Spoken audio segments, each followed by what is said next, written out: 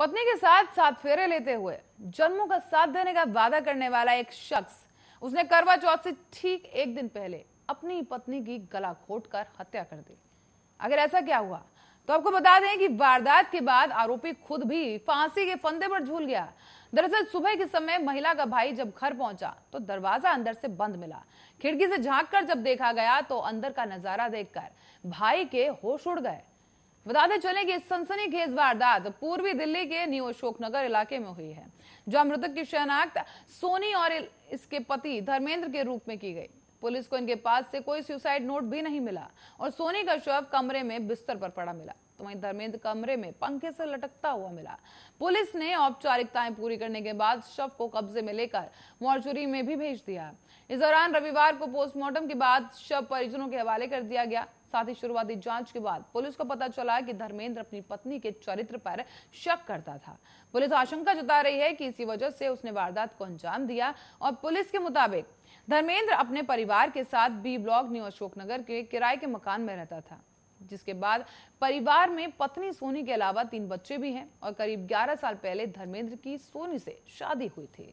धर्मेंद्र नोएडा में बिजली में काम करता है, बिजली विभाग में, और सोनी नोएडा के ही एक अस्पताल में आया की नौकरी करती है। एक मकान छोड़कर ही सोनी का मायका भी है। मकान छोटा होने के कारण सोनी रोजाना बच्चों को सोने के लिए अपने मायके भेज देती थी। सुबह की चाय भी सोनी और उसका पति मां के साथ घर जाकर पीते थे।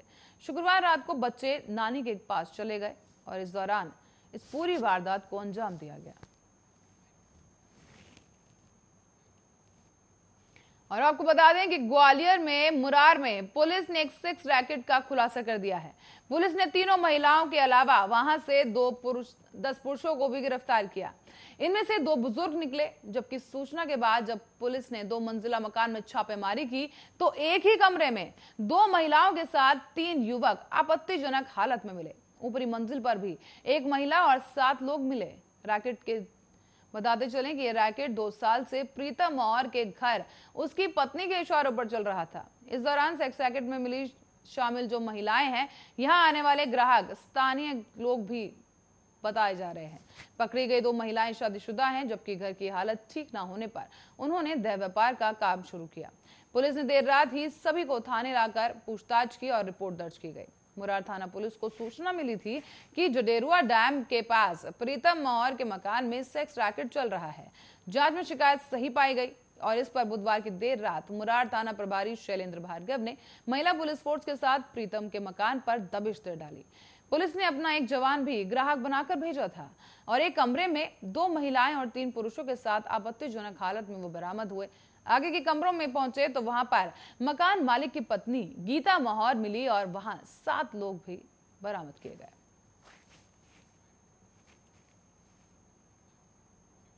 और एमपी के राजगढ़ में साइबर ठगी का एक मामला सामने आया है। यहां पर 76 साल के रिटायर्ड शिक्षक को व्हाट्सएप पर मैसेज भेजकर ब्लैकमेल किया गया। दरअसल व्हाट्सएप पर एक लड़की ने कॉल किया और रिटायर्ड टीचर को झांसे में ले लिया। उसने टीचर से अश्लील बातें करते हुए बाथरूम में जाकर वीडियो कॉल भी कर दिया। बातों में फंसाकर उसने टीचर के साथ अश्लील हरकतें करते हुए एक वीडियो बना लिया। कुछ दिन बाद सोशल मीडिया पर वीडियो वायरल करने की धमकी देकर अलग अलग किस्त में 3,65,000 रुपए भी ठग लिए गए। पुलिस ने टीचर की शिकायत पर केस दर्ज कर लिया और ठगी के शिकार टीचर विभिन्न ज्योतिष संस्था द्वारा सम्मानित एक गोल्ड मेडलिस्ट बताए जा रहे हैं। राजगढ़ के वार्ड 5 में रहने वाले ये टीचर साइबर ठगी की शिकायत लेकर कोतवाली थाने पहुंचे। उन्होंने बताया कि 14 अक्टूबर को सोशल मीडिया अकाउंट पर एक रिक्वेस्ट आई थी, जिसे उन्होंने एक्सेप्ट कर लिया और 15 अक्टूबर को एक नंबर से दोपहर में कॉल आया। उधर से किसी लड़के ने बात करना शुरू किया। कुछ देर बात करने के बाद उसने अश्लील बातें करना शुरू कर दिया और कुछ ही देर बाद फिर व्हाट्सएप नंबर पर कॉल आया। वीडियो कॉल पर एक लड़की थी। लड़की कॉल के दौरान बाथरूम में गई और अश्लील हरकतें करने लगी।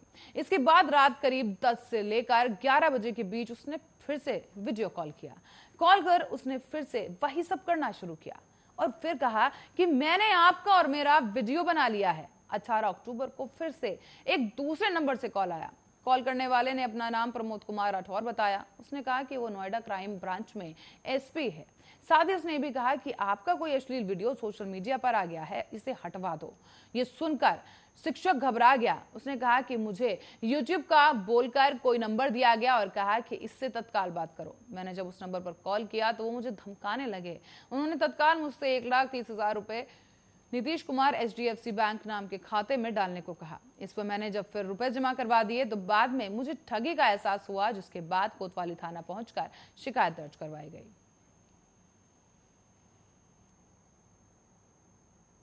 और क्राइम सीन में फिलहाल के लिए इतना ही। देश और दुनिया की तमाम खबरों के लिए बने रहे हमारे साथ, देखते रहे आर्या न्यूज।